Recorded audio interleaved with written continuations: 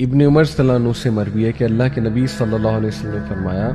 جو کوئی بھی سورہ کہف جمعے کے دن پڑھے گا وہ روشنی کی مانند اس کے لیے چمکے گی، اور بلکہ ایک روشنی اس کے لیے چمکے گی جو کہ اس کے فیٹ سے لے کے کلاؤڈز آف سکائی تک جائے گی، اور جو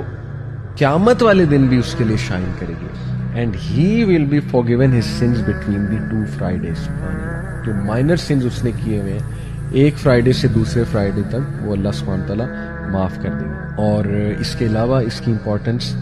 ابو درداء صلی اللہ عنہ سے مروی ہے، صحیح مسلم کی حدیث ہے کہ اللہ کے نبی صلی اللہ علیہ وسلم نے فرمایا whoever memorizes 10 verses from the beginning of Surah Kahf will be immune to the false messiah. اور ایک اور روایت میں لاسٹ 10 ورسز کا بھی ذکر آتا ہے. اس کا مطلب یہ ہے کہ خصوصاً پہلی 10 آیات اور لاسٹ 10 آیات کو سمجھنا اور میمورائز کرنا یہ بہت ضروری ہے فتنہ دجال کو